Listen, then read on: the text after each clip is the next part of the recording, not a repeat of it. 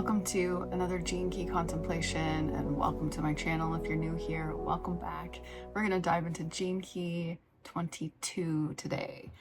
The shadow is Dishonour, the gift is Graciousness, and the city is Grace. So this is one of the master Gene Keys, Gene Key 22, and Richard Rudd calls it the sister of Gene Key 55. And these two gene keys have everything to do with the current mutation we humans are undergoing at a DNA level. And this is all related to our solar plexus, the seat of our emotions. So this gene key is very much related to our emotions and how we deal with them or not.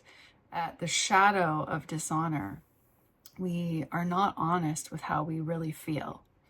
And we'll do all kinds of things to try to fix how we feel, whether that's to distract ourselves or project how we feel onto somebody else. We're just not taking accountability for our own state, for our own judgments, our self-judgments, our judgments of others, our feelings, our thoughts. And if we don't feel comfortable, we'll immediately look to blame it on something.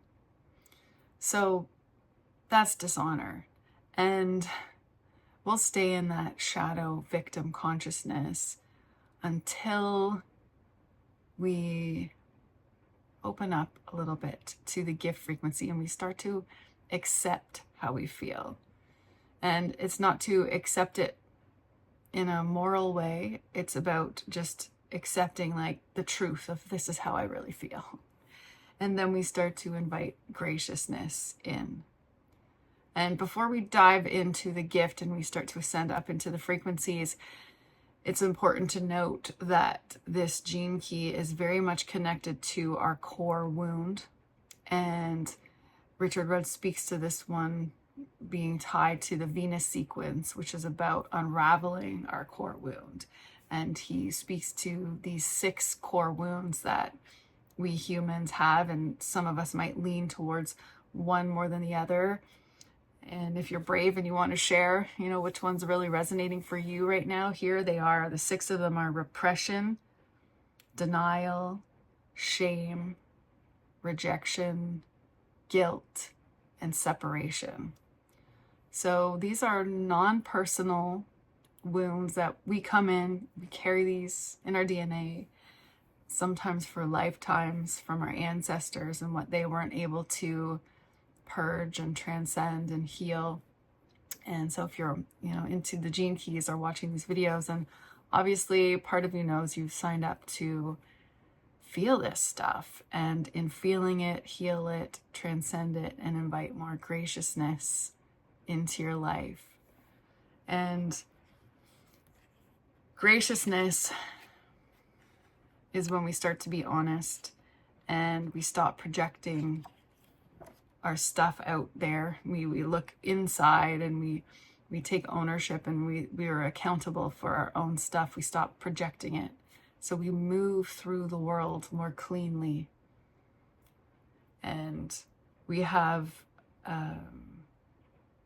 as he says here, a subtle attitude carried in our aura, rooted in a deep reverence for all of life. So I think at this level of the gift frequency, there is that remembrance that all this drama going on in our life isn't personal, even though it feels very personal at the shadow level. But at the gift level, we start to realize that there's these situations that are being mirrored out there for us to point in to ourselves and to realize like, oh, maybe there were things I was in denial about that I didn't understand, that I'm being guided towards my truth. And that's grace. As Richard Rudd says, with grace, the city here, that we have to meet it halfway.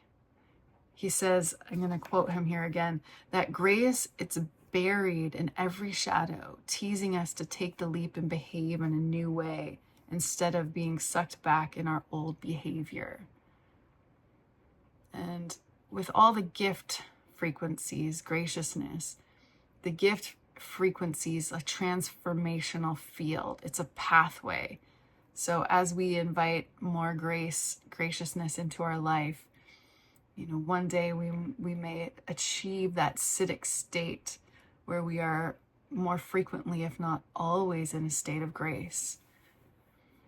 And that gift level, that, as he also calls the gift levels, the pathway from the shadow state to the citic state. It's that pathway of refinement, of being tested. Each challenge we face, can we bring more graciousness? And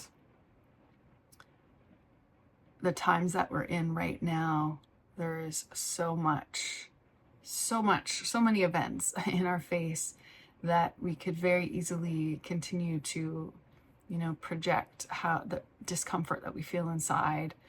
And part of this mutation, the 55th gene key, is all about our evolution and moving forward, and how we are evolving and progressing out there in the world.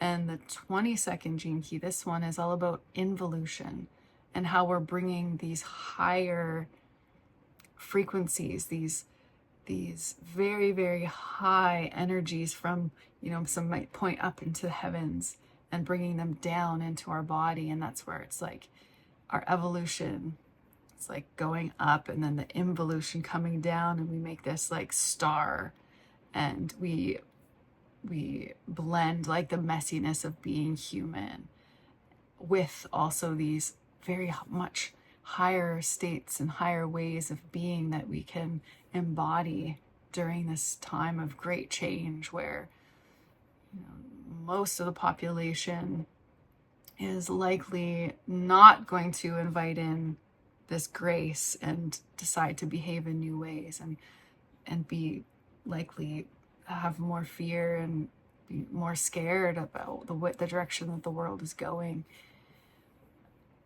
But I do believe that as more and more of us begin to invite in grace and meet it halfway, be willing to keep our eyes open and being really aware and honest with how we really feel, and being okay to sit in that discomfort. I'm remembering a story because he used this word, equanimity, at the gift level. So graciousness, another word we could use is equanimity. And he says that's to live life lightly, but at the same time deeply.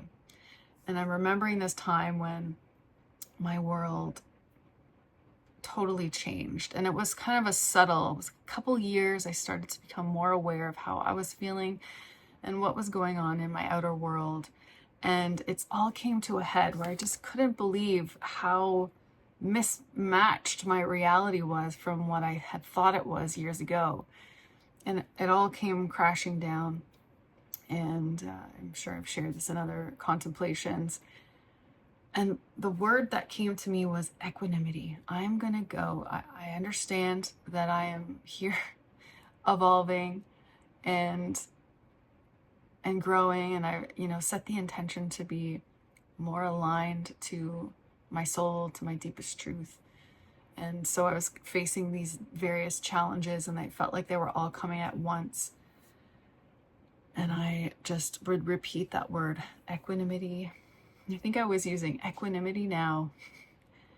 And I started to feel graciousness. I started to feel myself move differently. And also people around me that saw me as very strong were starting to see me more vulnerable, because I was allowing myself, I was accepting and being honest with like the challenges. Like I was allowing myself to be human and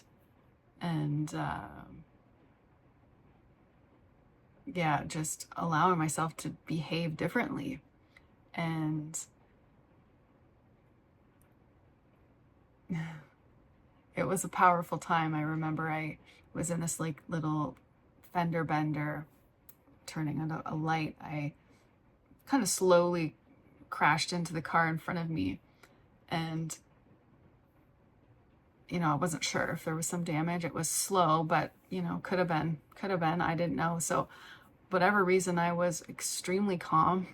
Just got out of the car, the guy got out of the car, and he greeted me with equanimity as well. And he was like, oh, you know, there's like a tiny scratch, but it's okay. I was thinking of replacing my bumper anyway. It's like, what?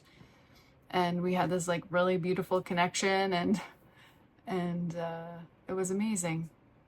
So when we meet that, like he says, when we have to meet grace halfway, I think when we just intend for grace, it's amazing how it can show up in our life. So I would love to hear from you. Do you have any stories of moments of grace or feeling graciousness? What does the word grace mean to you? Or are you finding that you're perhaps dishonoring how you feel? I know when we're really in the shadows, it can be really challenging for it not to feel personal. And that's okay. That's okay too, because this is a human journey after all. So I look forward to seeing you in the next video and sending you so much love and grace.